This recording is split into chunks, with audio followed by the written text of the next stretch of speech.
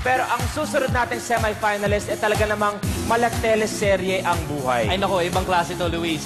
Pero pinatunayan niya na talent pa rin niya ang nagdala sa kanya dito sa semifinals. Ang kwento ni Rolando Permangil. Let's watch this. Wala nang nanaisip pa. It's a yes. Congratulations! You made it. Congratulations! Yes, See you in Manila! parang unexpected man ba na sabi nila na hindi, kulang pa daw ako. Parang nagagalit si FMG sa akin. Parang hindi kami nakuha. First time ko talaga yun na isa ko, Panginoon. Pagkatapos, naalala ko yung mga anak ko. Naalala ko din yung tatay ko na sana nandito siya. Yung paglukso ko ng ganun, sana nandiyan ang tatay ko.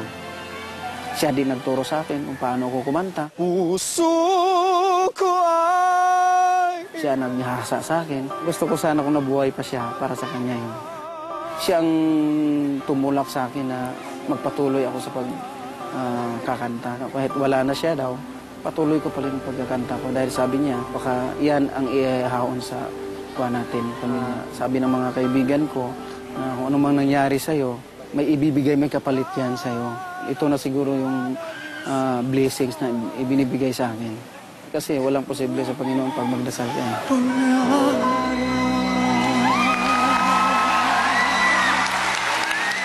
Wow. Wow. Wow. That's all I Wow can would be say. an understatement. Lahat tayo ay na-inspire niya noong auditions. That's right. Ang survivor from Davao. Are you guys ready? Please welcome Rolando Permangil.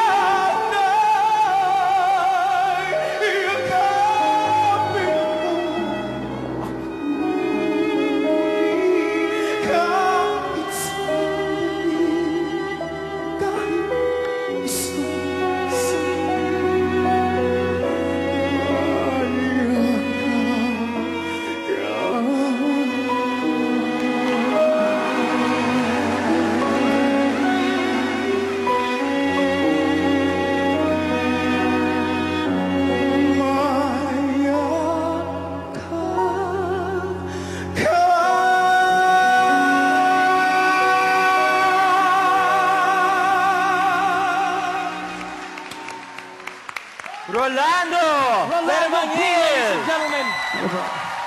Isa sa mga nagpapatunay sa Pilipinas Got Talent, always expect the unexpected, Billy That Boy. is correct. Pero Rolando, ang storya mo ikaw ay naging heartbroken.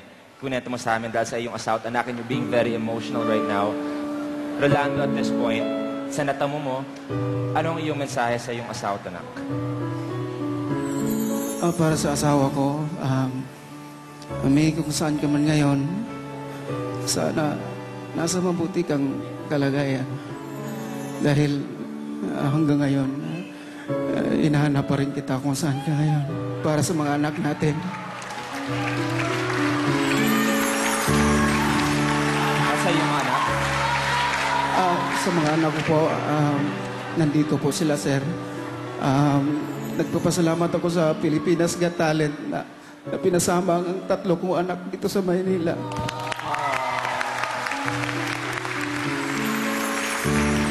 Naiyak na rin sila. Salamat po, Ma'am Chris, Ma'am Ay, Sir Fred, na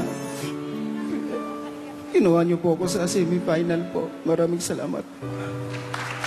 You Kakaiyak deserve ka it. naman. Really deserve it. Thank you so much. Rolando, Ako rin naiiyak kakaiyak ka naman. Ano ba yan, friendship? Kasi nakakaiyak talaga. Love pa niya yung wife niya. Wag Oo. na. Okay na yun. Hayaan mo na. Move on. Yes, move on. Kasi you have your children. Yan ang mas mahalaga. At alam mo, marami magkakagusto sa'yo dahil pinag-usapan namin ni Friendship, pumapogi ka na ngayon, tsaka pumayat ka. At maganda na buhok mo. Correct. Rolando, ang masasabi ko lang, nung kumanta ka, we were in Cagayan de Oro, di ba? Opo, ma'am. Nagalingan na kami. Pero nung in-accompany ka na ng string quartet, ng keyboard, ang ganda-ganda ng voice mo, na-cry talaga ako. Salamat Kasi po, ma'am. naalala kong mom ko, dahil di ba yun yung feeling ng kung kahit pwede kang bigyan ng kahit konting time lang dun sa pinakamahal mo sa buhay, nabigyan mo talaga ng totoong emosyon. Rolando, huwag kang mag-alala na wala man ang misis mo, milyong-milyong Pilipino naman ang nagmamahal sa'yo ngayon. Salamat po. Rolando, ang masasabi ko lang, napakaganda mo pa rin mag-perform, napaka-emosyonal, napakaganda ng boses mo, kagaya ng ganda ng barong mo. Okay na okay ka ngayon, huwag ka nang umiyak dahil marami nagmamahal sa'yo. Maraming salamat po, ma'am. Boss, feeling na galit ka raw sa kanya when we were in CDO. Ha? Hindi ako galit sa'yo. Seryoso lang talaga si boss.